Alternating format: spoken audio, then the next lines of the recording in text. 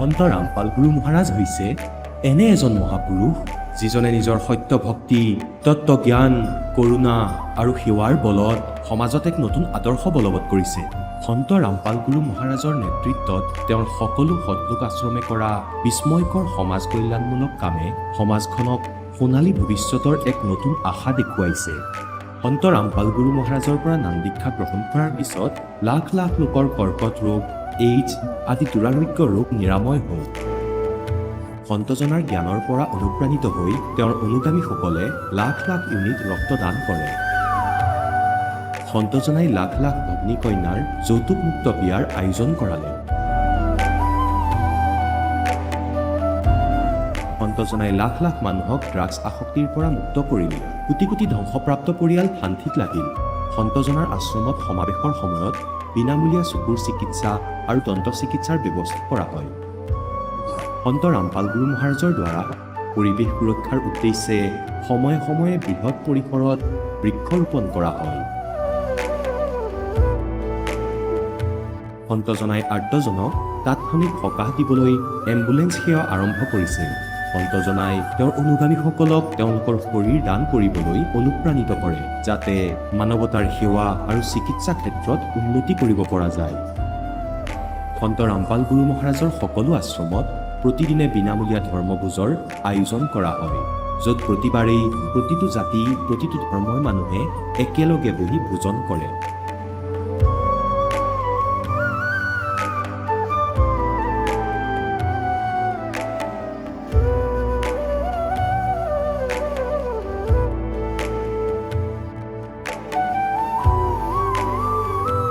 সন্ত ৰামপাল গুৰু মহাৰাজৰ আশ্ৰমত সহস্ৰাধিক বৃদ্ধ বৃদ্ধাই শ্ৰদ্ধা আৰু মৰমেৰে জীৱন যাপন কৰাৰ সুযোগ পায়।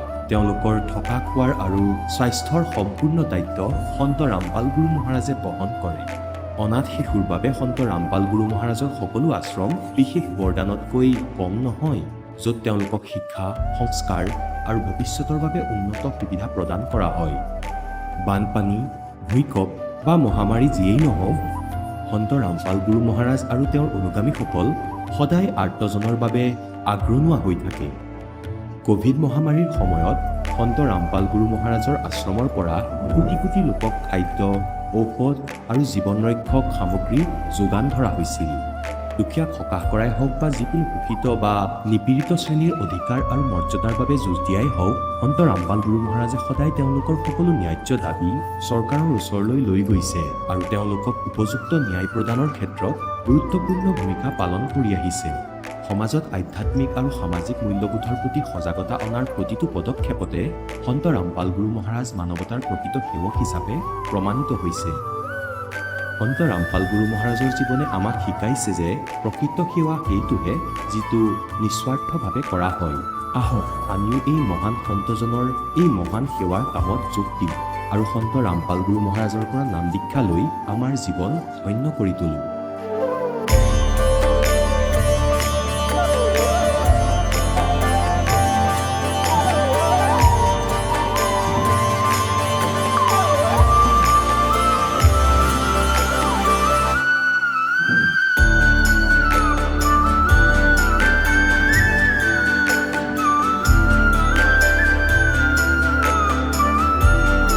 আপোনালোকক পৰিয়ালৰ সৈতে সৎলোক আশ্ৰমলৈ আন্তৰিকতাৰে আমন্ত্ৰণ জনোৱা হয়।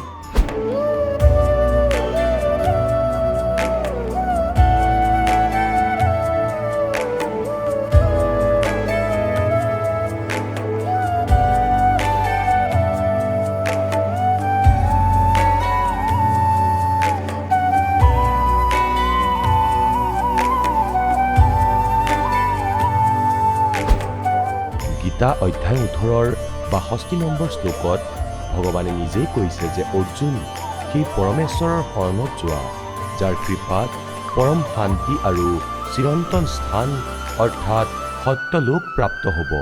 সেইজন পৰমেশ্বৰ কোন, ক'ত থাকে, কেনেকুৱা? এই কথা জানিবলৈ অনুগ্ৰহ কৰি অৱশ্যেই শুনক জগতগুৰু তত্ত্বদৰ্শী সন্ত ৰামপাল গুৰু মহাৰাজৰ অমৃত বচন, সকলো পবিত্ৰ ধৰ্মৰ পবিত্ৰ শাস্ত্ৰৰ আধাৰত। নমস্কাৰ। নমস্কাৰ। কি নাম আপোনাৰ? মোৰ নাম ডক্টৰ জয়া কাম্বোজ হয়। জয়া, আপুনি ক'ৰ পৰা আহিছে? মই উদ্ধম সিং নগৰ, উত্তৰাখণ্ড কাশীৰ হয়। জয়া, আপুনি সন্ত ৰামপালদেৱ মহাৰাজৰ পৰা নাম দীক্ষা কেতিয়া ল'লে? সন্ত ৰামপালদেৱ মহাৰাজৰ পৰা নাম দীক্ষা 2015ত লৈছিলোঁ। জয়া, আপুনি এতিয়ালৈকে কি ভক্তি সাধনা কৰিলে? মই সকলো দেৱী দেৱতাৰ ভক্তি কৰিছিলোঁ, সকলো ধৰণৰ ব্ৰত ৰাখিছিলোঁ। দুৰ্গা মাৰ, সন্তোষী মাৰ ব্ৰত ৰাখিছিলোঁ, ভোলেনাথৰ, বিষ্ণু ভগৱানৰ আৰু হনুমান দেৱৰ। এই সকলোবোৰ দেৱী দেৱতাৰ ব্ৰত ৰাখিছিলোঁ আৰু সপ্তাহৰ গোটেই দিনটোতে ব্ৰত ৰাখিছিলোঁ। গোটেই সপ্তাহটোৱে ব্ৰতত পাৰ হৈ গৈছিল। তাৰ উপৰিও মোৰ দেউতাই সদায় বিচাৰিছিল যে মই এজন গুৰু ধৰোঁ। সেইবাবে যেতিয়া মই গুৰু ধৰিব বিচাৰিলোঁ, বিচৰাৰ পিছতো পোৱা নাছিলোঁ। তাৰ পিছত কেতিয়াবা মই টিভি চাবলৈ বহোঁ। মোৰ দেউতাই টিভি চলাই সদায় গুৰুদেৱকে চাইছিল যে টিভিত গুৰুদেৱকে বিচৰা যাওক, টিভিতে গুৰু এজনক বিচৰা যাওক। যদি ভাল গুৰু পাওঁ তেতিয়া নাম দীক্ষা লৈ লওঁ। তেতিয়া তেওঁ নিৰ্মল বাবাদেৱক দেখিলে, বহুত মানুহৰ কষ্ট দূৰ কৰি আছে। তেওঁ কৈছিলে যে যদি কাৰোবাৰ সমস্যা হৈছে, যেনে কাৰোবাৰ পিলিয়া হ'ল, কোনোবাই ভূত দেখি আছে বা মদ খাই আছে, এনেধৰণৰ বেমাৰীবোৰে তেওঁৰ ওচৰলৈ সকাহ বিচাৰি আহিছিল। কৈছিলে যে এনেকুৱা হ'ল আমাৰ লগত। তেতিয়া তেওঁ কৈছিলে যে তাত এগৰাকী দেৱীৰ মন্দিৰ আছে, তাত বটল অৰ্পণ কৰিবা বা দুখীয়াবোৰক খাবলৈ চিঙৰা বিলাই দিবা। এনেদৰে কৈছিলে। তেতিয়া আমি মানি গৈছিলোঁ। যিহেতু আমাৰ জ্ঞান নাছিল, সেইবাবে আমি মানিছিলোঁ যে হয়, হ'ব পাৰে, এনেকুৱা কৰিলে আমাৰ অলপ পুণ্য বাঢ়িব আৰু যদি আমি গুৰু পাওঁ তেন্তে আমিও মুক্তি পাম বুলি আশা কৰিছিলোঁ। কাৰণ গীতাত লিখা আছে গুৰু অবিহনে মুক্তি নহয়। যিহেতু গুৰু ধৰাৰ ইচ্ছা আছিলে, ভাবিলোঁ নিৰ্মল বাবাকে বনাই লওঁ। কাৰণ তেওঁৰ সৎসংগ চাইছিলোঁ, সমাগম কৰিছিলে তেওঁ। তাৰ পিছত আমি তালৈ যোৱাৰ কথা ভাবিলোঁ। যেতিয়া টিভিত চাওঁতে চাওঁতে তেওঁৰ প্ৰতি আমাৰ বিশ্বাস বাঢ়ি গ'ল, তেতিয়া ভাবিলোঁ তালৈ এবাৰ যাওঁ, আমি এবাৰ নিৰ্মল বাবাৰ দৰ্শন কৰি আহিম আৰু তেওঁৰ সমাগম চাই আহিম। তালৈ যোৱাৰ বাবে বহুত পইচা লাগিছিল। পইচা আমাৰ লগত নাছিল। যেতিয়া আমি নিৰ্মল বাবাক গুৰু বনালোঁ, তাৰ পিছতো আমি সকলো দেৱী দেৱতাৰ ভক্তি কৰি আছিলোঁ। যেনে মোৰ দেউতা, তেওঁ বৃহস্পতিবাৰে ব্ৰত ৰাখিছিল। তাৰ পিছত মঙলবাৰে মোৰ দাদাই ব্ৰত ৰাখিছিল, হনুমান দেৱৰ ব্ৰত। মায়ে শুক্ৰবাৰে ব্ৰত ৰাখিছিল। আৰু ময়ো বিষ্ণু ভগৱান আৰু কৃষ্ণ ভগৱানক বহুত মানিছিলোঁ। সৰুৰ পৰাই মই কৃষ্ণদেৱৰ বহুত ডাঙৰ পূজাৰী আছিলোঁ। সকলো কৰিছিলোঁ, তথাপিও একো লাভ পোৱা নাছিলোঁ। তাৰ পিছত মনলৈ অলপ শংকা আহিল, গুৰু ধৰিব লাগে। গুৰু ধৰিলোঁ, তথাপিও আমাৰ ঘৰত যি কষ্ট। মোৰ দেউতা, তেওঁ বহুত মদ খাইছিল। যেতিয়া আমি সৰু আছিলোঁ, তেতিয়াৰ পৰাই মই মোৰ দেউতাক মদ খোৱা দেখিছোঁ। আমাৰ ঘৰত ইমান অশান্তি আছিল যে ছাৰ, আপুনি বিশ্বাস নকৰিব, আমি দুবেলা সুখেৰে দুখন ৰুটিও খাব পোৱা নাছিলোঁ ঘৰৰ অশান্তিৰ বাবে। ইমান মদ খাইছিলে আমাৰ দেউতাই। আমাৰ মায়ে আমাক পঢ়াইছে, শুনাইছে। দেউতাও ছাপোৰ্ট কৰিছিলে, এনেকুৱা নহয়। কিন্তু তেওঁৰ যি এডিকশ্যন আছিল, যি তেওঁৰ মদ খোৱাৰ বেয়া অভ্যাস আছিল, তাৰ বাবে তেওঁ মদ খাই খাই নিজৰ পইচাখিনি খৰচ কৰিছিল। তাৰ পিছত আমাক মায়ে পঢ়াইছে, শুনাইছে, সকলোবোৰ কৰিলে আমাৰ। আৰু বহুত ষ্ট্ৰাগল কৰিছোঁ আমি। কিন্তু আমি গুৰু ধৰাৰ পিছতো একো লাভ পোৱা নাছিলোঁ। তেন্তে জয়া, আপুনি সন্ত ৰামপালদেৱ মহাৰাজৰ শৰণলৈ কেনে গৈ আহিল? দেউতাই সদায় টিভি চাইছিলে। তেওঁ যেতিয়া সদায় টিভি চাইছিলে, তেতিয়া এদিন হঠাৎ সন্ত ৰামপালদেৱ মহাৰাজৰ সৎসংগ দেখিলে। তেওঁ সেইদিনা চোৱাৰ পিছত সদায় চাবলৈ ধৰিলে। চাই থাকিলে। মোৰ তেতিয়া বহুত খং উঠিছিল। মই তেওঁৰ ওচৰত আহি কৈছিলোঁ যে এইবোৰ লগাই কিয় চাই থাকা? কৈছিলোঁ যে প্ৰথমে তুমি নিৰ্মল বাবাক গুৰু বনালা আৰু এতিয়া দেখাত উকিল যেন লগা মানুহজনক চাই বহি থকা তুমি। তাৰ পিছতো তেওঁ শুনি থাকিলে। বহুত দিন ধৰি তেওঁ চাই থাকিলে। তেওঁ কমচে কম 6-7 মাহ ধৰি সন্ত ৰামপালদেৱ মহাৰাজৰ সৎসংগ শুনিলে। তাৰ পিছত হোলীৰ সময় আহিছিল, যেনে হোলী যে হয় মাৰ্চত, সেয়া আহি আছিল। আমাৰ ঘৰত প্ৰস্তুতি চলি আছিলে। ছাৰ, আমাৰ ঘৰত হোলীৰ কথা কিনো কম। হোলী মানে আমাৰ ঘৰত মৰা মানুহৰ দৰে ঘৰ হৈ গৈছিল। এনেকুৱা অৱস্থা হৈছিল হোলী আহিলে। এনেকুৱা হৈছিল যে দেউতাই গোটেই দিনটো মদ খাই আছিলে, ননভেজ বনোৱা হৈছিল, ননভেজ খাইছিলে। তেওঁৰ যি বন্ধু বান্ধৱ, তেওঁলোকো আমাৰ ঘৰলৈ আহিছিল। গোটেই দিনটো আমাৰ ঘৰত সেইবোৰেই চলিছিল। এইবাৰ হোলী অলপ বেলেগ হ'ল বাৰু, সন্ত ৰামপালদেৱ মহাৰাজৰ বাবে। কিয়নো দেউতাই 6-7 মাহ ধৰি সন্ত ৰামপালদেৱ মহাৰাজৰ সৎসংগ শুনিছিল। তেওঁ হোলীৰ আগদিনা ভাবিলে মই বৰবালা আশ্ৰমলৈ যাওঁ, যি সন্ত ৰামপালদেৱ মহাৰাজৰ আশ্ৰম। তেওঁ আমাক কাকোৱে একো কোৱা নাই, কেৱল মাক কৈছিলে যে মই আশ্ৰমলৈ যাওঁ। মায়ে ক'লে যে নাজানো কি হ'ল, আগতেতো হোলীক লৈ ইমান এক্সাইটেড আছিল, কিন্তু এইবাৰ তেওঁ বৰবালা আশ্ৰম যাবলৈ বিচাৰিছে, যিটো হিছাৰত আছে, বহুত দূৰত। আমি স্কুলৰ পৰা অহাত তেওঁ ক'লে তোমাৰ দেউতা বৰবালা আশ্ৰমত গ'ল। আমি ক'লো ঠিক আছে, নাজানো এইবাৰ কাক গুৰু বনাই। ইয়াৰ আগতে আমাক নিৰ্মল বাবাৰ লগত জড়িত কৰিলে, আৰু এতিয়া এই যে সন্ত ৰামপালদেৱ মহাৰাজ নাজানো কোন হয়, উকিলৰ দৰে বহি থাকে, তেওঁক গুৰু বনাবলৈ গ'ল। কিন্তু মনটো অলপ ভাল লাগিছিল যে ঠিক আছে বাৰু, এইবাৰ দেউতা কোনো ভাল কামৰ বাবে গৈছে। সেইদিনা আমাৰ ঘৰত না মদ চলিছিল, না মাছ মাংস বনোৱা হৈছিল। সেইদিনা একো নন ভেজেই বনোৱা নাছিল আমাৰ ঘৰত। প্ৰথম হোলী জন্মৰ পৰা এতিয়া মই ইমান ডাঙৰ হ'লো, আমাৰ প্ৰথমটো এনেকুৱা হোলী হ'ল। আমি ইমান শান্তিৰে হোলী উদযাপন কৰিলো। তাৰপিছত মোৰ দেউতা তালৈ গৈ নাম দীক্ষা ল'লে সন্ত ৰামপালদেৱ মহাৰাজৰ পৰা। তেওঁ ঘৰলৈ আহি আমাক সকলো কথা ক'লে যে সন্ত ৰামপালদেৱ মহাৰাজৰ তাত ধনী দুখীয়া বুলি কোনো ধৰণৰ ভেদভাৱ তাত নচলে। ধনী দুখীয়া সকলোকে এটা লাইনতে বহোৱা হয়, আৰু সকলোকে দেখিও ঘিৰে ভোজ দিয়া হয়, সকলোকে ভালদৰে ট্ৰিট কৰা হয়। তেওঁলোকে কেতিয়াও এইটো হ'বলৈ নিদিয়ে যে তুমি দুখীয়া হয় তুমি পিছত বহিবা, বা তুমি ধনী আগত বহিবা। 1 টকাও লোৱা নহয় তাত। সন্ত ৰামপালদেৱ মহাৰাজে বিনামূলীয়া নাম দীক্ষা দিয়ে, আৰু তাত সকলোৱে সকলোকে সকলো ধৰণৰ সহায় কৰে। যেনে সন্ত ৰামপালদেৱ মহাৰাজৰ যিসকল শিষ্য, দেউতাই যেতিয়া প্ৰথমবাৰ লগ পাইছিল, দেউতাই কৈছে মোৰ এনেকুৱা লগাই নাছিল কোনো বেলেগ ঠাইলৈ আহিছোঁ। মোৰ এনেকুৱা লাগিছিল যেন মই নিজৰ পৰিয়ালৰ মাজত আছোঁ। তাত ব্যৱহাৰ ইমান ভাল আছিল। যিজন মানুহে সৰুৰ পৰাই মদ খাইছিল, সেই মানুহজনে একেবাৰে মদ বাদ দিলে। যেতিয়া সন্ত ৰামপালদেৱ মহাৰাজৰ পৰা তেওঁ নাম দীক্ষা ল'লে, তেওঁ মদ একেবাৰে বাদ দিলে। আমি আচৰিত হৈছিলোঁ যে এনেকুৱা কেনেকৈ হ'ব পাৰে। এইটো আচৰিত যে মানে সৰুৰ পৰা আজিলৈকে আমি ইমান দেৱী দেৱতাৰ ভক্তি কৰিলোঁ, সকলো ব্ৰত ৰাখিলোঁ, সকলো কৰিলোঁ, কিন্তু মোৰ দেউতাই কেতিয়াও মদ এৰা নাছিল। 1-2 দিনৰ বাবে এৰিছিলে কেতিয়াবা, যে বাদ দিলোঁ। 1-2 দিনৰ পিছত আকৌ খাইছিল, আকৌ কাজিয়া হৈছিল। যেতিয়া মোৰ মায়ে দেখিলে তেওঁ আচৰিত হ'ল। তেওঁ ভাবিলে যে গুৰুদেৱৰ নিশ্চয় কিবা শক্তি আছে। সন্ত ৰামপালদেৱ মহাৰাজৰ এদিনত মদ এৰুৱাব পৰা শক্তি নাই বুলি ভাবিছিল মোৰ স্বামীৰ বা মোৰ হাজবেণ্ডৰ। তাৰপিছত মোৰ মায়েও লাহে লাহে বিশ্বাস কৰিবলৈ ধৰিলে, তথাপিও তেওঁ মানি লোৱা নাছিল যে এনেকুৱা কিবা হৈছে। তাৰপিছত তেওঁৰ মনলৈ ইচ্ছা আহিল যে মই এবাৰ গৈ চাই আহোঁ। যেতিয়া তেওঁ যাবলৈ ওলালে, তেতিয়া মোৰ দাদায়ো ক'লে যে ব'লা ময়ো যাওঁ। মোৰ মায়ে নাম দীক্ষা ল'ব বিচাৰিছিলে, কাৰণ তেওঁ ভাবিলে যে গুৰুদেৱে তেওঁৰ মানুহজনক ঠিক কৰিলে। মদ খোৱা বিড়ি খোৱা মানুহজন এতিয়া চিগাৰেট খোৱা মানুহৰ ওচৰলৈ নাযায়। কিবাটো আছে তেওঁৰ, যাৰ বাবে মোৰ মানুহজনক হাজবেণ্ডক ঠিক কৰি দিলে। মোৰ বৌ তেওঁ ডক্টৰৰ তাত চেকআপৰ বাবে গৈ আছিল, গতিকে সকলো নৰ্মেলেই আছিল।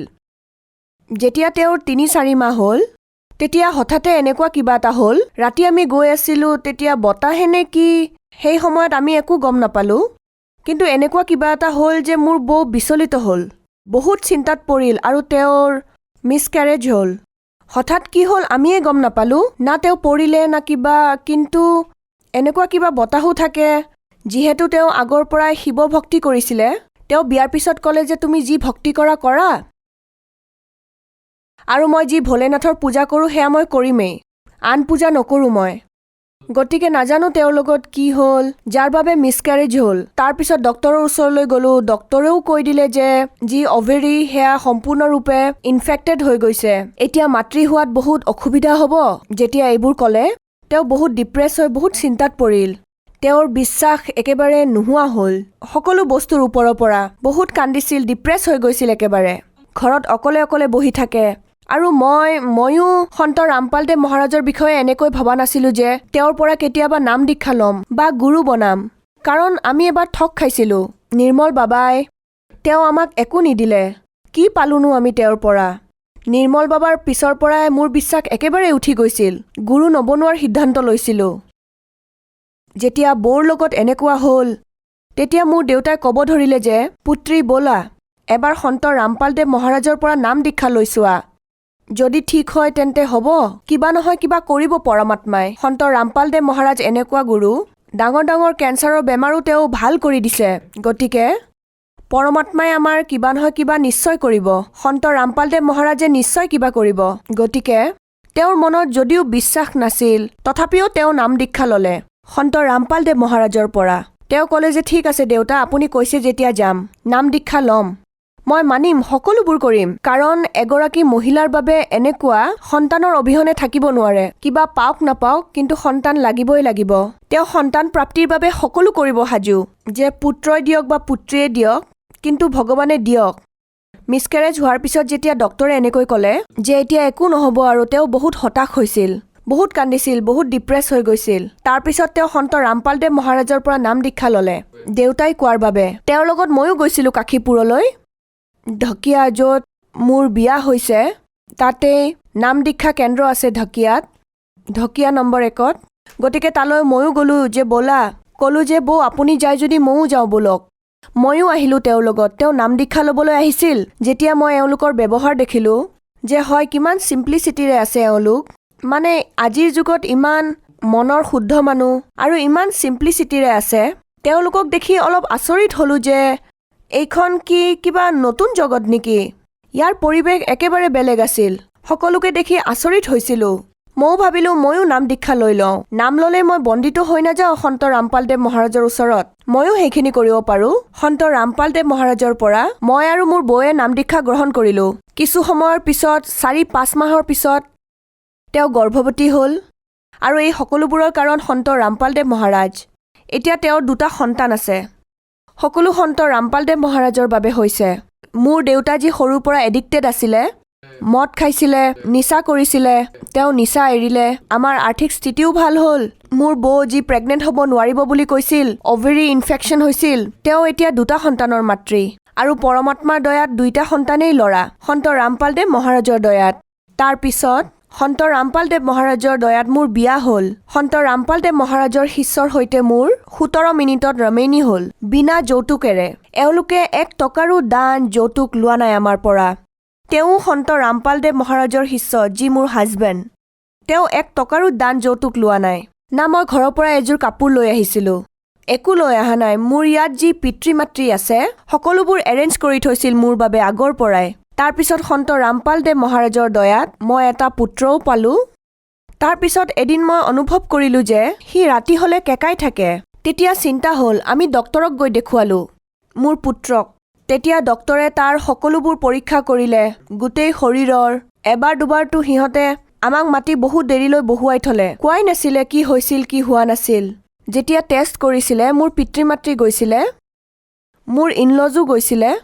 তেওঁলোকক কৈছিলে ডক্তৰে যে তাৰ বাওঁ ভৰিত হাৰ্নিয়া হৈছে এওঁৰ ল'ৰাটোৰ। গতিকে প্ৰথমতে কোৱা নাছিলে, পিছত মোক ক'লে যে এনেকুৱা বুলি ডক্তৰে কৈছে।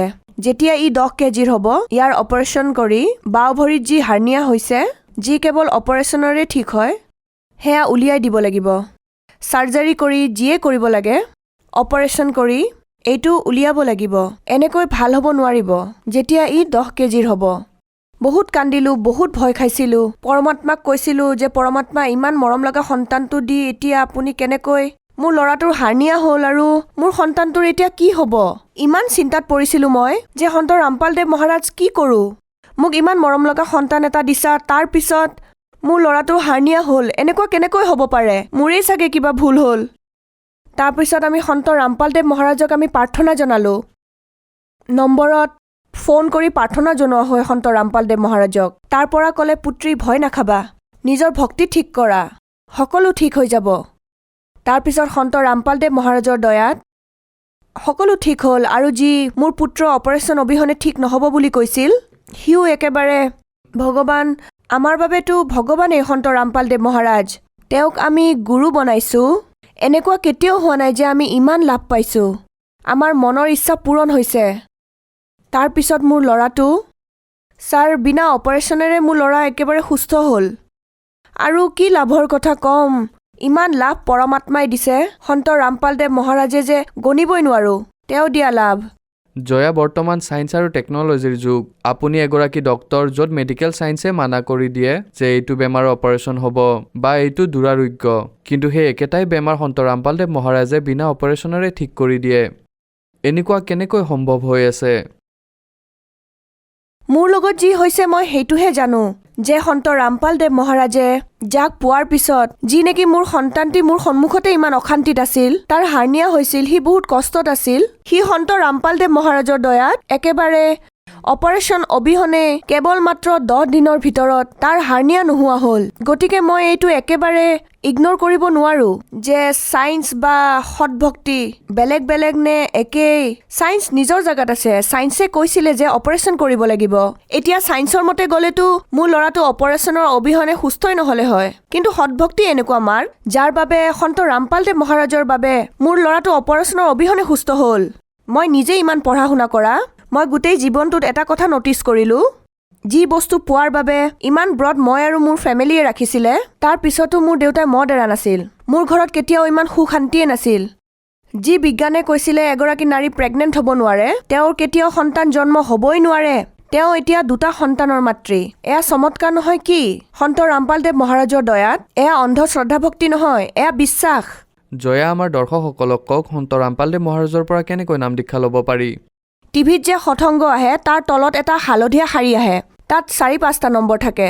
তাত ফোন কৰি গম ল'ব পাৰে। তাত যদি আমি ফোন কৰোঁ তেওঁলোকে আমাক সকলো কথা কয় যে আপোনাৰ ওচৰে পাজৰে এনেকুৱা কি নামদান কেন্দ্ৰ আছে য'লৈ গৈ আপুনি নাম দীক্ষা পাব পাৰে। আৰু সকলোতে মানুহে য'ৰে নহওক, ফৰেনৰে হওক বা ইণ্ডিয়াৰ বা পাকিস্তানৰে হওক, য'ৰেই নহওক, সকলো ঠাইতে সন্ত ৰামপালদেৱ মহাৰাজৰ নামদান কেন্দ্ৰ খোলা হৈছে আৰু ঠায়ে ঠায়ে সন্ত ৰামপালদেৱ মহাৰাজৰ পৰা নাম দীক্ষা লৈ আছে। ধন্যবাদ। ধন্যবাদ। এতিয়া জগতগুৰু তত্ত্বদৰ্শী সন্ত ৰামপাল গুৰু মহাৰাজৰ সৎসংগৰ মাধ্যমেৰে সেই অদ্বিতীয় আধ্যাত্মিক জ্ঞানৰ বিষয়ে জানি লওঁ, যাৰ মাধ্যমেৰে আপোনালোকেও প্ৰাপ্ত কৰিব পাৰিব এনেকুৱা আধ্যাত্মিক, মানসিক আৰু ভৌতিক সুখ যি এতিয়ালৈকে কেৱল আপোনালোকে মীৰাবাই, ধ্ৰুৱ, প্ৰহ্লাদ আদি কেইজনমান ভক্তৰ জীৱন কথাতহে শুনিছে। এতিয়া শুনক তত্ত্বদৰ্শী সন্তৰ সৈতে শাস্ত্ৰ অনুকূল ভক্তি সৎসংগ, এনেকুৱা অদ্বিতীয় আধ্যাত্মিক জ্ঞান যাৰ প্ৰমাণ আছে সকলো ধৰ্মৰ সকলো পবিত্ৰ শাস্ত্ৰত। গতিকে পুণ্যাত্মাসকল, প্ৰত্যেক জ্ঞান আৰু পৰমাত্মাৰ মহিমা ধ্যানেৰে শুনক।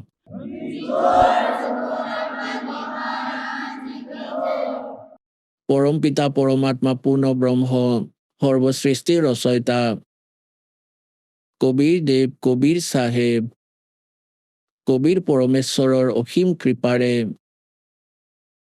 আপোনালোক সকলো পুণ্যাত্মাই পৰমাত্মাৰ মহিমা শুনিবলৈ উপস্থিত হৈছে। যি প্ৰাণীৰ যুগ যুগ ধৰি থকা শুভ সংস্কাৰ উত্তৰিত হয়, তেওঁলোকে মানৱ শৰীৰ প্ৰাপ্ত কৰে। তাতকৈও শুভ সংস্কাৰী সংসাত্মা সেইবোৰ হয় যিয়ে সৎগুৰু পায়, সৎসংগ শুনাৰ সুযোগ প্ৰাপ্ত কৰে।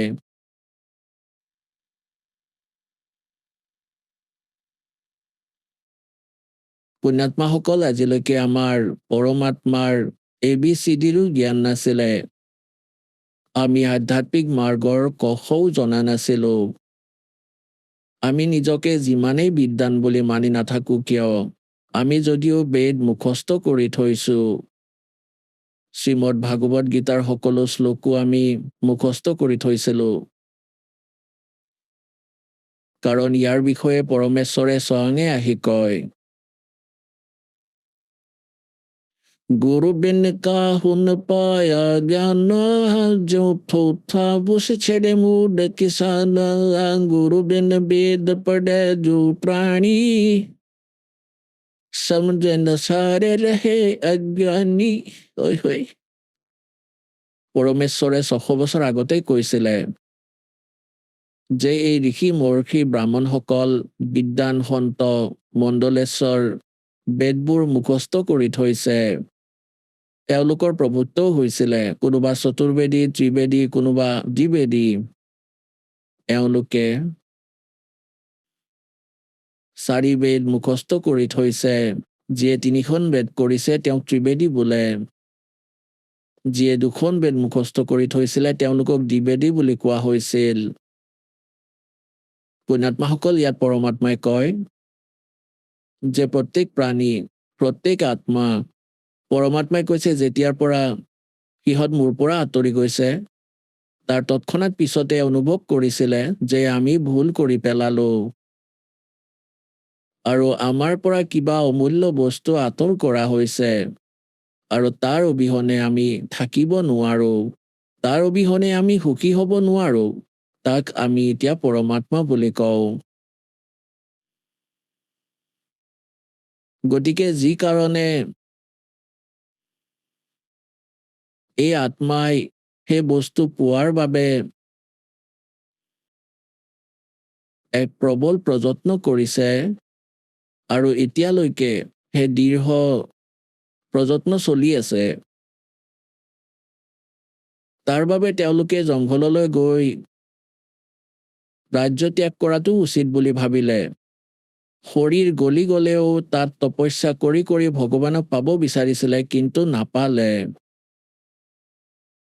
তেওঁলোকে 4 বেদ মুখস্থ কৰি লৈছিলে, পঢ়িব ধৰিছিলে পৰমাত্মাক পাবলৈ। সেয়া মুখস্থও হ'ল, কিয়নো আগৰ মানুহবোৰ শান্ত স্বভাৱৰ আছিল, বৰ্তমানৰ দৰে হাহাকাৰ নাছিল। বাৰ বাৰ ৰিপিটেশ্যন কৰিলে, আবৃত্তি কৰিলে মুখস্থ হৈয়ে যায়।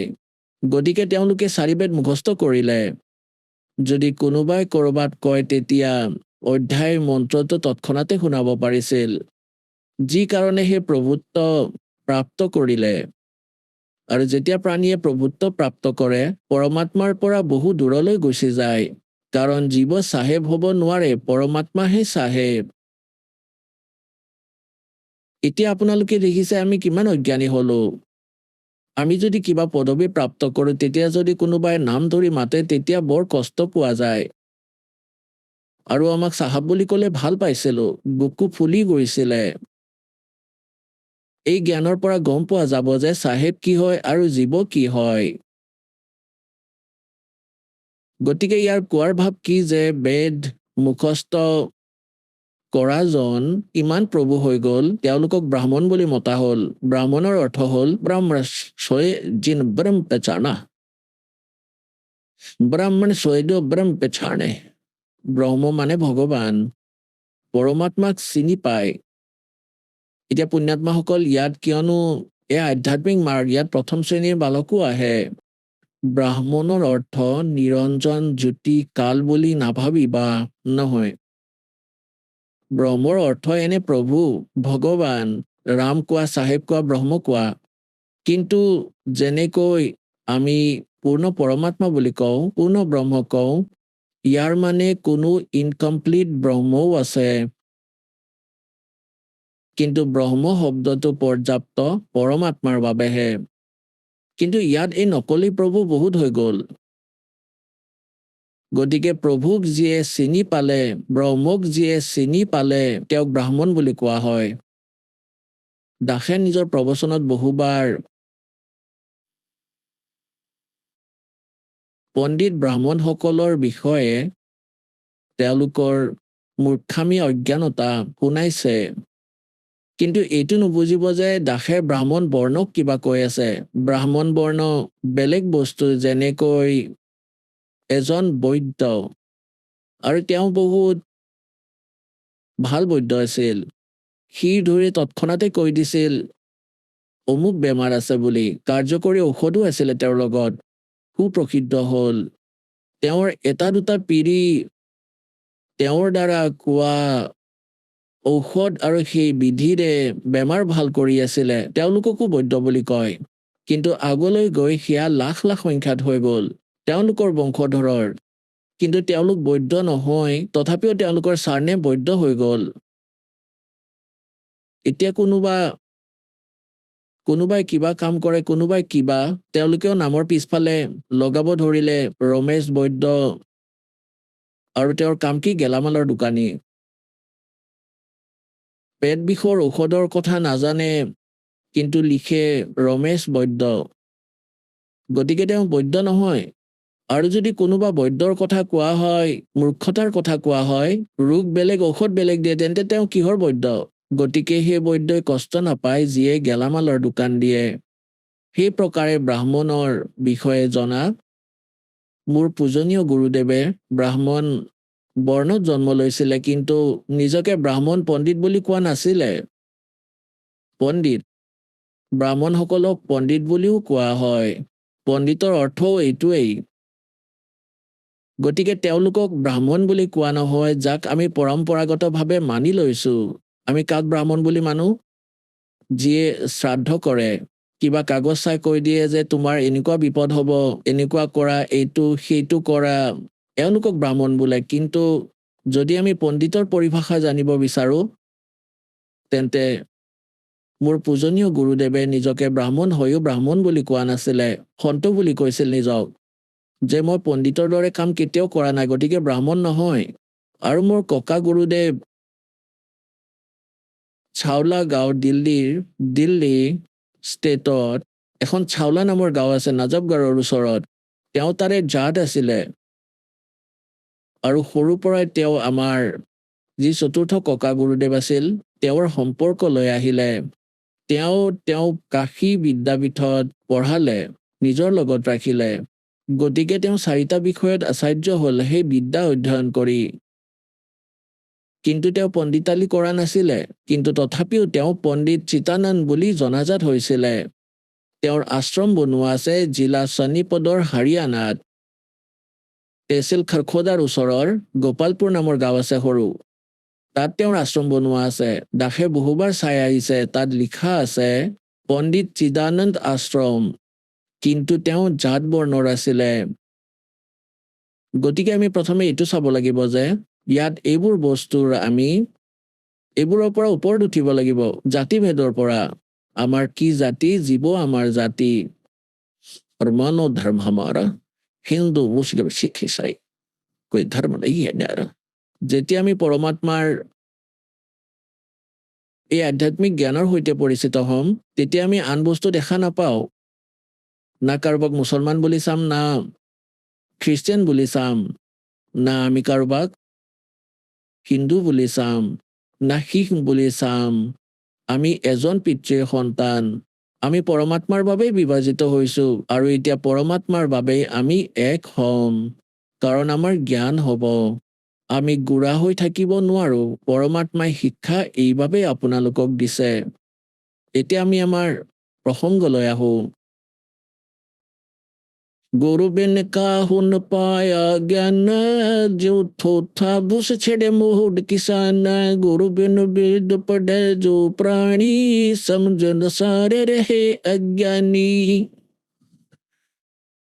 কোৱা হয় বুদ্ধিয়কক প্ৰমাণৰ প্ৰয়োজন নহয়, কাৰণ দাসে পৰমেশ্বৰ কবীৰদেৱৰ দ্বাৰা দিয়া সেই বুদ্ধিৰে, দাস এজন জীৱ বুদ্ধিৰ, আৰু যেতিয়া পৰমাত্মাই দয়া কৰে, এই জীৱই পৰমাত্মাৰ সেই জ্ঞান আগলৈ আগবঢ়াব পাৰে, শুনাব পাৰে, বুজাব পাৰে। গতিকে সেই পৰমাত্মাৰ কৃপাৰে আপোনাৰ সন্মুখত এয়াতো আহিছেই যে যথাৰ্থ জ্ঞান কি, আধ্যাত্মিক মাৰ্গ কেনেকুৱা। আৰু এয়াও আপুনি ভালদৰে জানে যে আজিলৈকে আমাৰ সদগ্ৰন্থবোৰ, আমাৰ এই ঋষি মহৰ্ষি গুৰু ব্ৰাহ্মণ আচাৰ্য শংকৰাচাৰ্য এই চিলেবাছৰ সৈতে পৰিচিত নাছিল। গতিকে কিহৰ টিচাৰ আছিল? নিজৰ জীৱন নাশ কৰিলে, নিজৰ পূৰ্বপুৰুষসকলকো নাশ কৰিলে, ভূত বনালে, তাৰপিছত তেওঁলোকৰ শ্ৰাদ্ধ কৰিব ধৰিলে। গতিকে এই ধৰণৰ ভ্ৰম অজ্ঞানতাৰ বাবে বিয়পে।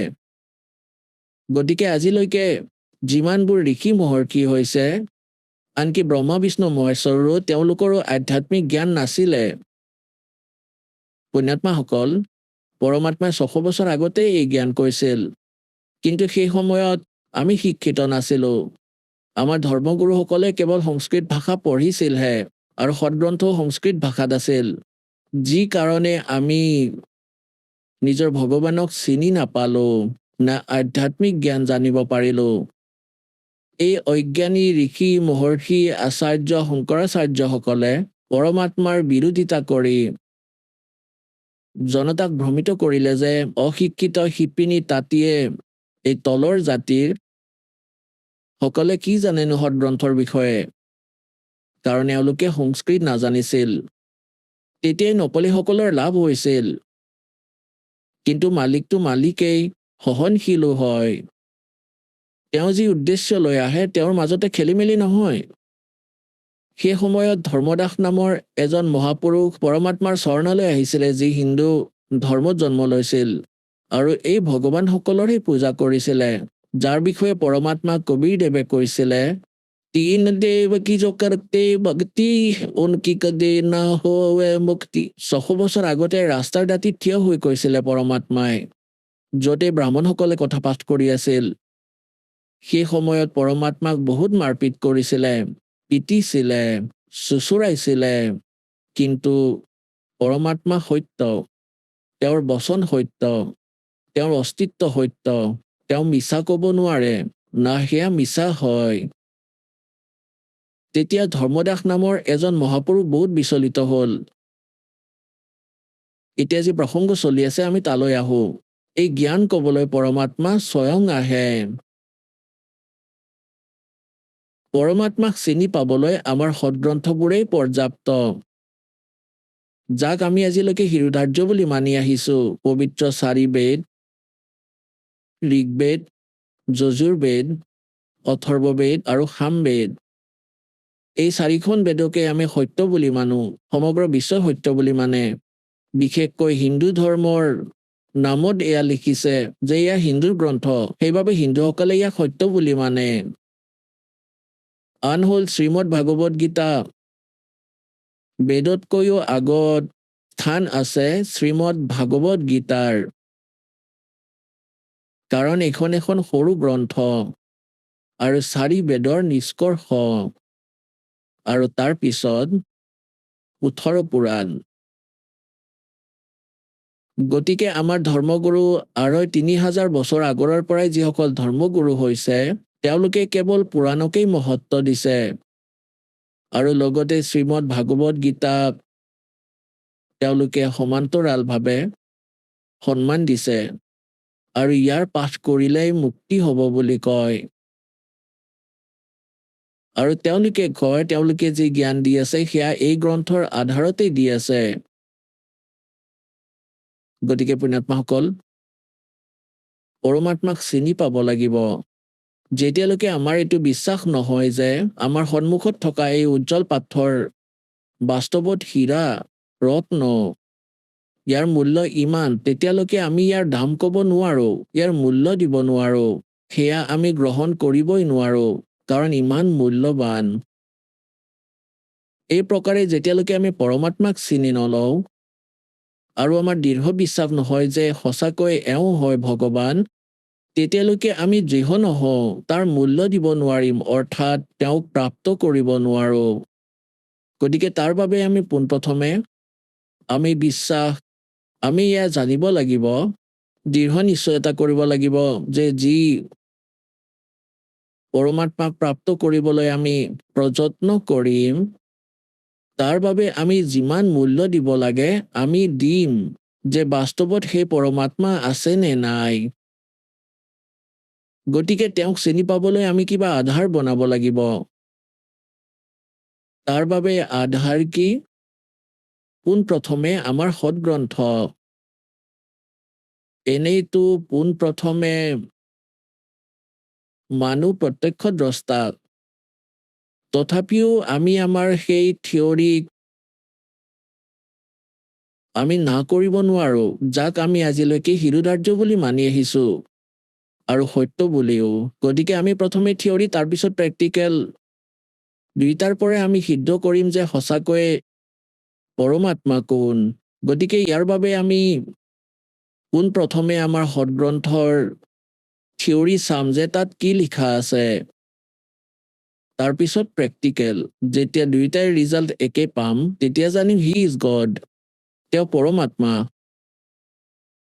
গতিকে পুণ্যাত্মাসকল শ্ৰীমদ ভাগৱত গীতা অধ্যায় নম্বৰ 4 শ্লোক নম্বৰ 32 32ত কৈছে যে অৰ্জুন এতিয়া মই তোমাক যি অধ্যায় নম্বৰ 4 শ্লোক নম্বৰ 25 পৰা 30লৈকে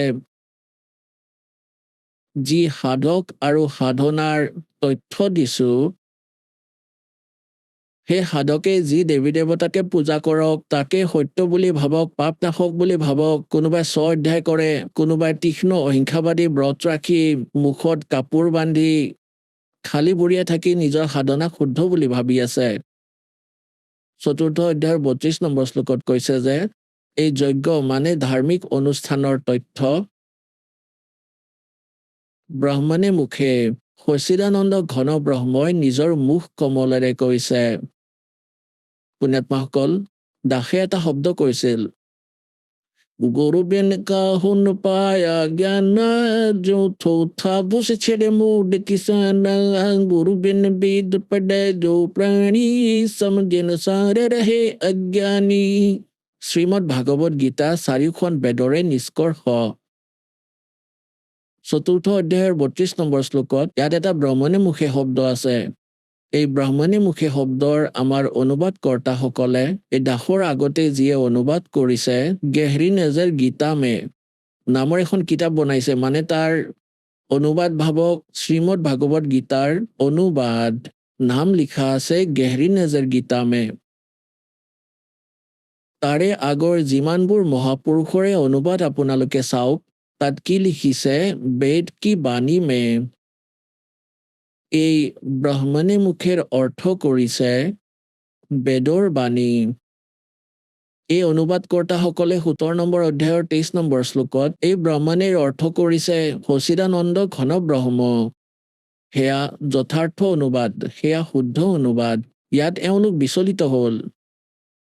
তেওঁলোক বিদ্বান নাছিল, সেইবাবে তেওঁলোকে অনুবাদ খেলি মেলি কৰিলে। নিজৰ চিন্তাধাৰাৰে কৰাৰ বাবে অৰ্থবোৰ অনৰ্থক কৰিলে। ব্ৰহ্মৰ অৰ্থ ভগৱান। যদি কোনোবা ব্ৰহ্মৰ অৰ্থ বেদ বুলি কয় তেন্তে মহামূৰ্খ। বেদ এটা সিদ্ধান্ত, এটা বিধান, ভগৱানৰ তথ্য দিয়ে, তাৰ নিয়ম কয়। আৰু ব্ৰহ্ম ভগৱান। যেনে এজন ৰজাৰ সংবিধান থাকে, তেওঁ সেই নিয়মৰ তাত সকলো নিয়ম লিখা থাকে, প্ৰজা কেনেকৈ থাকিব লাগে, কোনবোৰ অপৰাধ, কোনবোৰ কৰিব নালাগে। আৰু ক'ৰবাত কোনোবাই ৰজাৰ অৰ্থ যদি সংবিধান বুলি লিখে তেন্তে সেই অৰ্থ ভুল, অনৰ্থ কৰিলে। এই প্ৰকাৰে ইয়াত ব্ৰহ্মণে মানে সচিদানন্দ ঘন ব্ৰহ্ম আৰু মুখে নিজৰ মুখ কমলেৰে কোৱা বাণীত বিস্তাৰিতভাৱে কৈছে। সচিদানন্দ ঘন ব্ৰহ্মই নিজৰ মুখ কমলেৰে কোৱা সেই অমৃত বাণীত সেই ধাৰ্মিক যজ্ঞবোৰৰ তথ্য, অনুষ্ঠানৰ তথ্য বিস্তাৰিতভাৱে কৈছে।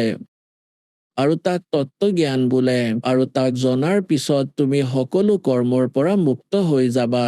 এতিয়া গীতাৰ জ্ঞানদাতা কোন? সেয়া ব্ৰহ্ম। যেনে দাসে প্ৰথমে এইটো শব্দ কৈছিলে ব্ৰহ্ম। ব্ৰহ্ম শব্দটো পৰ্যাপ্ত, কিন্তু ব্ৰহ্মৰ অৰ্থ ভগৱান বুলি কোৱা, চাহেব বুলি কোৱা, ৰাম বুলি কোৱা। গতিকে সৎসংগত এনেকুৱা জটিল সমস্যা এটা আহিল, এই আধ্যাত্মিক মাৰ্গ, যে দাসে যদি কিবা পইণ্ট এৰি আগুৱাই যায় তেতিয়া প্ৰথমবাৰ শুনা ভগতে একো বুজি নাপাব। সেইবাবে এটা সামূহিক লেকচাৰ দিয়া হয় আধ্যাত্মিক টিচাৰ হোৱাৰ বাবে। তেতিয়া তাতে এইটো ধ্যান ৰখা হয় যে প্ৰথম শ্ৰেণীৰ ছাত্ৰ ছাত্ৰীও আহিব পাৰে, যিয়ে প্ৰথমবাৰ দীক্ষা ল'বলৈ আহে। এনেই যদি কোনোবাই কয় তেতিয়াও বাৰু তেওঁলোকক কওঁ। গতিকে সেইবাবে এতিয়া অলপ ডিফাইন কৰিম। যেনেকৈ চাহেব বুলি কোৱা, ৰাম বুলি কোৱা, গড বুলি কোৱা, আল্লাহ বুলি কোৱা, খুদা বুলি কোৱা, ইষ্ট বুলি কোৱা, ব্ৰহ্ম কোৱা। এতিয়া যেনেকৈ এজন মৌজাদ আৰু চাহেব, প্ৰভু হয়, স্বামী হয় নিজৰ বিভাগৰ। এনেকৈ যদি আগলৈ যাওঁ অলপ চৰ্টত কম, যেনেকৈ ডেপুটি কমিশ্যনাৰো চাহেব, মন্ত্ৰীও চাহেব, মুখ্যমন্ত্ৰীও চাহেব। আপোনালোকে বুজে, আপোনালোকে ভালদৰে বুজিব যে এই চাহেব কিমানখিনি স্তৰৰ। আৰু প্ৰধানমন্ত্ৰীকো চাহেব বুলি কোৱা হয়, আৰু ৰাষ্ট্ৰপতিকো চাহেব বুলিয়ে কোৱা হয়। গতিকে ইয়াৰ পৰা বুজি ল'ব। সেইবাবে ব্ৰহ্ম এতিয়া যেনেকৈ মুখ্যমন্ত্ৰী, তেওঁ এটা ক্ষেত্ৰৰ মালিক, স্বামী, তেওঁ পূৰ্ণ স্বামী নহয়, সমগ্ৰ ভাৰতৰ স্বামী নহয়। এই প্ৰকাৰে ইয়াত যি ব্ৰহ্ম শব্দটো আছে, এই ব্ৰহ্ম 21 ব্ৰহ্মাণ্ডৰ স্বামী। ইয়াত জ্যোতিস্বৰূপী নিৰঞ্জন গীতাৰ অধ্যায় নম্বৰ 4 শ্লোক নম্বৰ 32 স্বয়ং কৈছে, মই কাল, ই কালেই, আৰু কালো স্বামীয়েই। যেনেকৈ এজন জেলৰ চুপ্ৰিটেণ্ট, তেওঁ জেলৰ স্বামী, আৰু চুপ্ৰিটেণ্টটো চাহেবেই। এনেকৈ এই কালু চাহেব 21 ব্ৰহ্মাণ্ডৰ স্বামী। বা এখন জেলৰ চুপ্ৰিটেণ্ডেণ্ট চাহেব এনেকৈ বুজা। গতিকে এনেকুৱা 21খন জেল বনাই থৈছে। এই ব্ৰহ্মাণ্ড এখন জেলেই। গতিকে এনেকৈ ই 21 ব্ৰহ্মাণ্ডৰ চাহেব এয়া ব্ৰহ্ম, কিন্তু ই কমপ্লিট ব্ৰহ্ম নহয়, পূৰ্ণ ব্ৰহ্ম নহয়। সেইবাবে ব্ৰহ্ম শব্দটো কৈছে। গতিকে আমি ইয়াৰ প্ৰত্যেক অংগ বুজিবলৈ এনেকুৱা কৰিব লাগিব। গতিকে এই ব্ৰহ্মই শ্ৰীমদ ভাগৱত গীতাৰ জ্ঞান শ্ৰীকৃষ্ণত প্ৰৱেশ কৰি, যেনেকৈ কাৰোবাৰ ভিতৰৰ পৰা কোনোবা প্ৰেতে কয়, এনেকৈ ক'লে। এনেকৈ এই কালে ব্ৰহ্মকুমাৰী নামৰ এটা পন্থ আৰম্ভ কৰিলে প্ৰায় 100 বছৰমান আগত।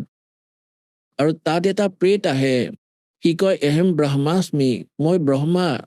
কেতিয়াবা কয় শিৱ এহেম, মই শিৱ। এয়া প্ৰেতে চলাই আছে। সেই প্ৰেত কেতিয়াবা ব্ৰহ্মাৰ পদবীত আছিল।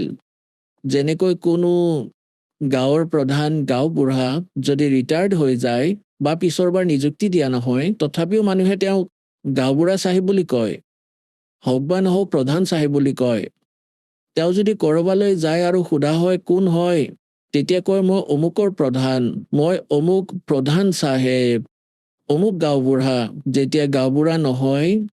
গতিকে এনেকৈয়ে পৰমাত্মাৰ জ্ঞান, কবিৰ পৰমাত্মাৰ পৰা প্ৰাপ্ত জ্ঞান আগবঢ়াইছে as it is as a tape recorder. দাসৰ কেৱল ইমানখিনিয়ে যোগদান, পৰমাত্মাই দাসৰ অন্তঃকৰণৰ টেপ ৰেকৰ্ডাৰ ঠিক কৰি দিলে পৰমেশ্বৰ কবিৰ দেৱে, আৰু তাত নিজৰ জ্ঞান ভৰাই দিলে। এতিয়া দাসে কেৱল সেয়া শুনাই আছে, ইমানেই যোগদান। গতিকে তাৰ ভিতৰত দাসে এইবোৰ বহুবাৰ কৈছে যে ব্ৰহ্মা বিষ্ণু মহেশ্বৰ যি বৰ্তমানত ইয়াৰে 3 লোকৰ এটা বিভাগৰ মিনিষ্টাৰ চাহেব, ইমানখিনি ৰাম, ইমানখিনি ভগৱান, এওঁলোকৰো মৃত্যু হ'ব। আৰু এওঁলোকেও মৃত্যুৰ পিছত আন মানুহৰ দৰে 84 লাখ যোনিত ভ্ৰমি ফুৰিব। আৰু অন্য পুণ্যাত্মাক কালে আকৌ নিজৰ পত্নী দুৰ্গাৰ পৰা জন্ম দিয়াই সেই পদবীত বহুৱাই দিব। গতিকে তাৰেই এই পন্থ চলাওঁতা ব্ৰহ্মাস্মি, শিৱস্মি। গতিকে এওঁলোক সেই ভূত যি ব্ৰহ্মাৰ পদবীত আছিল, কেতিয়াবা অস্তিত্ব নাই, ৰিটায়াৰ্ড গাঁওবুঢ়া বুলি ভাবি লওক, প্ৰাক্তন গাঁওবুঢ়া, এতিয়া তেওঁৰ কোনো অস্তিত্ব নাই। গতিকে এইবোৰ কৈ পন্থ আৰম্ভ কৰিলে। আজিও তেওঁলোকৰ বাণী শুনি, তেওঁলোকৰ কথা শুনি বহুত মানুহে নিজৰ জীৱন নাশ কৰি আছে। দাসে কাৰো নিন্দা কৰিব বিচৰা নাই। দাসৰ চেষ্টা এইটো যে আমি সকলোৱে এজন পৰমাত্মাৰ সন্তান, ভনী জীয়ৰী ভাতৃ। সেই কালে এই জাল পাতি থৈছে যে ইমানকেইটা নকলি পন্থ চলাম, কোনেও বুজি নাপাব যে অৰিজিনেল পন্থ কি।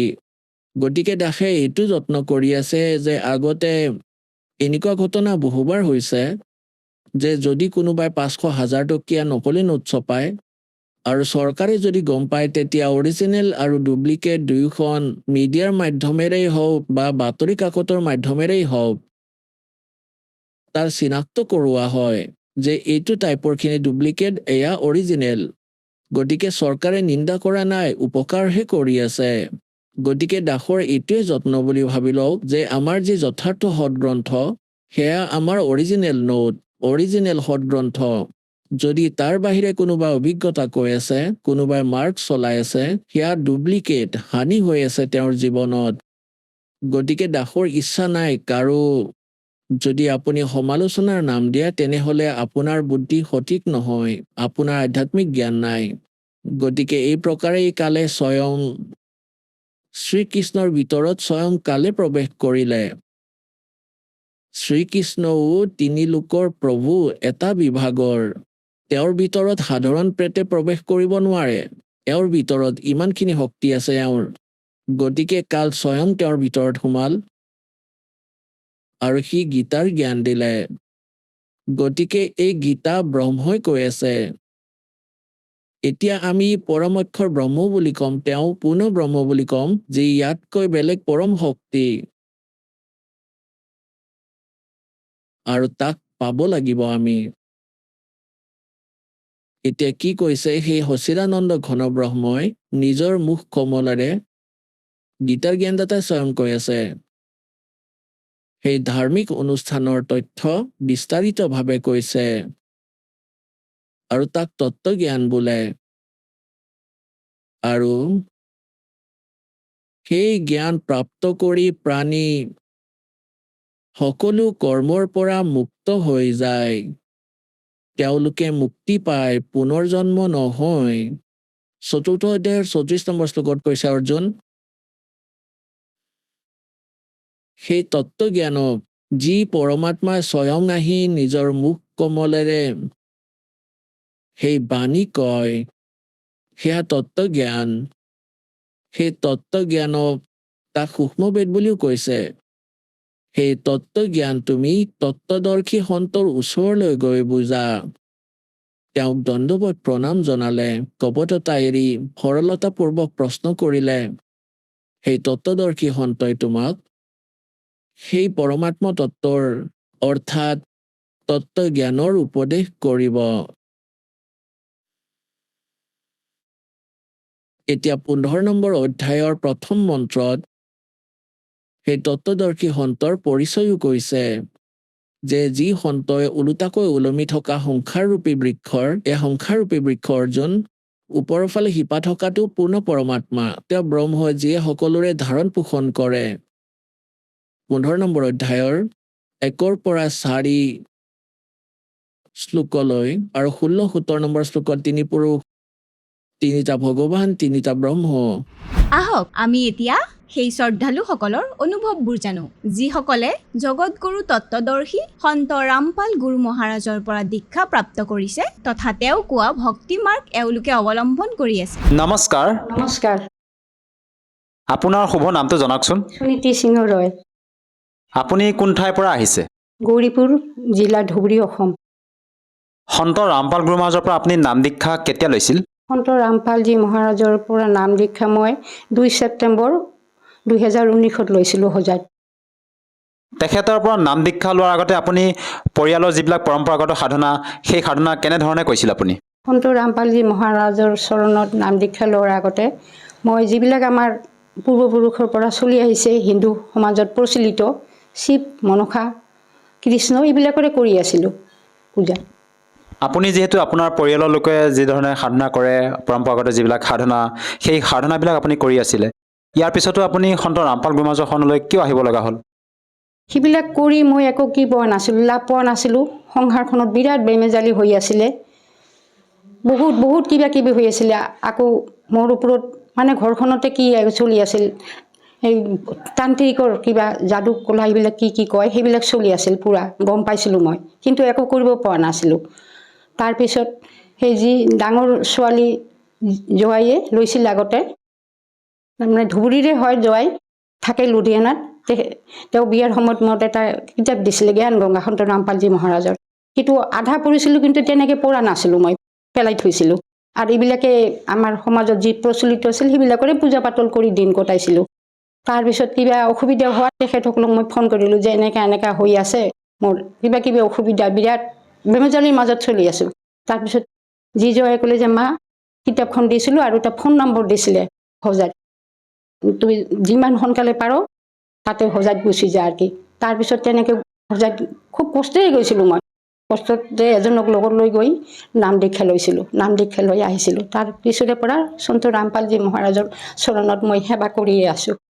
আপুনি যিহেতু জনালে যে আপুনি সন্ত ৰামপাল গুৰু মহাৰাজৰ জ্ঞান গংগা নামৰ পুথিখন আপুনি অধ্যয়ন কৰিছিলে, লগতে আপোনাৰ আত্মীয় এজনে আপোনাক যেতিয়া এই জ্ঞানৰ বিষয়ে অৱগত কৰিলে, তাৰপিছতে আপুনি দীক্ষা লৈছে, বৰ্তমান ভক্তি সাধনা কৰি আছে। আপোনাৰ পূৰ্বতে যি আপুনি সমস্যাৰ কথা ক'লে, সেই অনুভৱ জানিব বিচাৰিছোঁ, কেনেধৰণৰ সমস্যা আছিলে আপোনাৰ নাম দীক্ষা লোৱাৰ আগতে?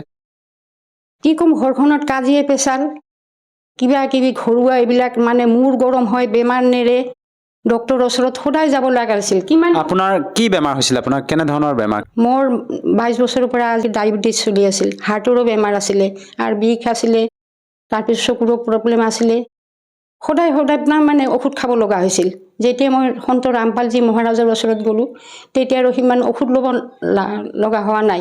এতিয়া মাজে মাজে ডায়েবেটিছৰ ঔষধটো খাওঁ, আৰু হাৰ্টৰ ডক্টৰকো দেখুৱাওঁ, এনে মই সেই অমৃত জলটো খাওঁ, কেতিয়াবা বেয়া লাগিলে বাবাই সন্ত ৰামপালজী যে দিছিলে সেইটো খাওঁ আৰু সেয়া কৰোঁ। বাবাৰ চৰণত গৈ মই সেয়া কৰোঁ, মই নিমিষতে ঠিক হৈ যাওঁ। আপোনাৰ যি ডায়েবেটিছৰ ৰোগৰ বাবে যি আপোনাৰ সমস্যাত ভুগি আছিলে আপুনি যেতিয়া ডক্টৰৰ ওচৰলৈ গৈছিলে কিমান বছৰ ধৰি চিকিৎসা কৰিছিলে ডক্টৰৰ ওচৰত এই বহুত ক'লো নহয় 22 বছৰৰ পৰা বহুত দিনলৈকে আজি 5 বছৰমান হ'ব তাৰ আগৰ পৰা ধৰক আৰু ঔষধ বেছি নাখাওঁ 5 বছৰৰ পৰা মাজে মাজে ব্যৱহাৰ কৰোঁ ঔষধটো আৰু বৰ্তমান আপোনাৰ বয়স কিমান হ'ব 64 যিহেতু বৰ্তমান আপুনি 64 বছৰ বয়সত ভৰি দিলে আৰু আপুনি আপোনাৰ অনুভৱ আজি দাঙি ধৰিছে আমাৰ দৰ্শকসকলৰ সন্মুখত আপুনি সন্ত ৰামপাল মহাৰাজৰ পৰা নাম দীক্ষা লোৱাৰ পিছতে আপোনাৰ যি শাৰীৰিক সমস্যা আছিলে সেই সমস্যাবিলাক দূৰ হ'ল যাক নেকি ডক্টৰে ভাল কৰিব পৰা নাছিলে আপুনি বিভিন্ন ঔষধ সেৱন কৰিছিলে এনেকুৱা কি ভক্তিবিধি আপোনাক সন্ত ৰামপাল গুৰু মহাৰাজে প্ৰদান কৰিলে যাৰ দ্বাৰা নেকি আপুনি ইমানবিলাক লাভ পাবলৈ সক্ষম হৈছে সন্ত ৰামপালজী মহাৰাজে আমাক প্ৰত্যেকখন শাস্ত্ৰ যেনেকুৱা বেদ গীতা পুৰাণ বাইবেল সকলোতে আঙুলিৰে প্ৰত্যেকটো শব্দ বা শাৰী লাইন দেখুৱাই দিয়ে তাতে বুজি পোৱাৰ কোনো অসুবিধা নাথাকে চবেই বুজি পায় সেই শাস্ত্ৰ অনুসৰি মৰ্যাদাৰে সেৱা ভক্তি কৰিলে চবেই লাভ কৰিব পাৰিব মই সন্ত ৰামপালজী মহাৰাজৰ চৰণত অৰ্দাস কৰিছিলোঁ যে হে গুৰুদেৱ তোমাৰ বাহিৰে আৰু মোৰ কোনো নাই ইমান মই টকা পইচা খৰচ কৰিলোঁ ইমান হাৰাশাস্তি খাই আছিলোঁ তেতিয়া ইমান কিবাও নাছিলোঁ কিন্তু আজি তোমাৰ চৰণত প্ৰভু সেৱা কৰাৰ লগে লগে মই অলপ আত্মবিশ্বাস আহিল যিমান মই ভয় খাইছিলোঁ বৰ্তমানলৈকে মই অকলে থাকোঁ সেই ভয়টো মোৰ আঁতৰি গৈছে মই ৰাতি 12টাতো ওলাব পাৰোঁ এতিয়া 12টাতো ওলাব পাৰোঁ আৰু কাৰো প্ৰতি মই ভূক্ষেপ নকৰোঁ মোৰ এনেকুৱা এটা আত্মবিশ্বাস আহি গৈছে দৃঢ় আত্মবিশ্বাসকে যাক কয় আৰু আপুনি সন্ত ৰামপাল মহাৰাজৰ পৰা নাম দীক্ষা লৈ যি আপুনি সাধনা কৰি আছে এই সাধনাৰ দ্বাৰা আপুনি বৰ্তমান সুখীনে হয় 100% সুখী মই যিমান দিন জীয়াই থাকিম সিমান দিনলৈকে মই সন্ত ৰামপালজীৰ চৰণতে সেৱা কৰি যাব বিচাৰোঁ ইয়াৰ উপৰিও আপুনি যিবিলাক আপুনি লাভৰ কথা আপুনি দাঙি ধৰিলে আমাৰ দৰ্শকসকলক জনালে ইয়াৰ উপৰিও আপুনি পাৰিবাৰিকভাৱে অন্য আৰু কিবা লাভ পাইছেনে পাইছোঁ অলপ পায়ে আছোঁ সৰু সুৰা পায়ে আছোঁ যে চাকৰি কৰাটো মোৰ নাইয়ে মই ফেমিলি পেঞ্চনাৰ আপোনাৰ মানুহজনে কি কৰিছিল মেডিকেলত কাম কৰিছিলে জন ডিৰেক্টৰ অফিচত একাউণ্টেণ্ট আছিলে আপোনাৰ পৰা আৰু এটা কথা জানিব বিচাৰিছোঁ যে বৰ্তমান সময়ত আমাৰ ভাৰতবৰ্ষত লাখৰ তুলনাত আধ্যাত্মিক গুৰু আছে তেনে ক্ষেত্ৰত আমি এজন প্ৰকৃত সৎগুৰুক কেনেকৈ নিৰ্ণয় কৰিম হয় যিবিলাক গুৰু আছে সেই গুৰুসকলে কেতিয়াও আমাক এনেকৈ ধৰ্মপুথি খুলি আঙুলি দিয়া নাছিল কোনো কথাই শাস্ত্ৰসন্মতভাৱে আমি বুজিয়ে নাপাইছিলোঁ তেখেতসকলে যেনেকৈ কৈছিল আমি তেনেকৈ শুনিছিলোঁ আৰু সেই হিচাপে আমি পূজা পাতল কৰিছোঁ যেনে ধৰক নাম কীৰ্তন হ'লে পাঠকে বা ভকতে পঢ়িছিল আমি অকল বহিয়ে শুনি আছিলোঁ পূজা কিবা শেষ হৈছে নামঘৰৰ পৰা আহিছোঁ প্ৰসাদ খাইছোঁ ঘৰলৈ আহিছোঁ একো বুজি পোৱা নাছিলোঁ কিন্তু সন্ত ৰামপালজী মহাৰাজে তেনেকৈ নকৰে প্ৰত্যেকটো শাস্ত্ৰ অনুসৰি আঙুলিয়েই দিয়ে আৰু সহজ সৰল ভাষাত বুজাই দিয়ে চবেই বুজি পায় সেইকাৰণে কৈছোঁ যে চবেই মৰ্যাদাৰে ভক্তি কৰিলে সকলোৱে লাভৱান হ'ব পাৰিব সঁচাকৈ আচৰিত কথা আপুনি এজন সন্তৰ পৰা নাম দীক্ষা লৈ আপুনি এই 64 বছৰ বয়সত বৰ্তমান সুখী জীৱন অতিবাহিত কৰিছে আপোনাৰ যিবিলাক সমস্যা আছিলে শাৰীৰিক সেই সকলো সমস্যাবিলাক দূৰ হ'ল যিসকল দৰ্শকে আজি আপোনাক আমাৰ এই টিভি স্ক্ৰীণত আপোনাক চাই আছে তেওঁলোকক আপুনি কি বাৰ্তা দিব বিচাৰে যাতে তেওঁলোকেও আপোনাৰ দৰে লাভ পাব পাৰে মইতো বাৰ্তা দিব নোৱাৰোঁ চবকে জগতৰ ভকতসকলক ভাই ভনীসকলক মই প্ৰাৰ্থনাহে কৰিব পাৰোঁ যে চবেই সন্ত ৰামপালজী মহাৰাজৰ জ্ঞান গংগা পুথিখন পঢ়ক জ্ঞান লাভ কৰক তত্ত্ব জ্ঞান লাভ কৰাৰ পিছত ওচৰত নামদান আছে যে প্ৰত্যেকখন জিলাই নামদান কেন্দ্ৰ হৈছে সুবিধা কৰি দিছে সৎসংগবিলাক আহে সেই সৎসংগৰ পিছত এটা তলত হালধীয়া শাৰী আহে তাতে কিছুমান নাম্বাৰ থাকে সেই নাম্বাৰত কণ্টেক্ট কৰি ওচৰৰ নামদান কেন্দ্ৰৰ লগত কণ্টেক্ট কৰি নাম দীক্ষা ল'ব পাৰিব আৰু আত্মকল্যাণ কৰিব পাৰিব নিজৰ আৰু নাম দীক্ষা লোৱাৰ বাবে তাত কিবা টকা পইচা লোৱা হয় নেকি নাই একো নাই সব নিষ্কলংকভাৱে হৈ যায় একো টকা পইচা লোৱা নাই আৰু নলয়ও ধন্যবাদ থাকিল আচ্ছা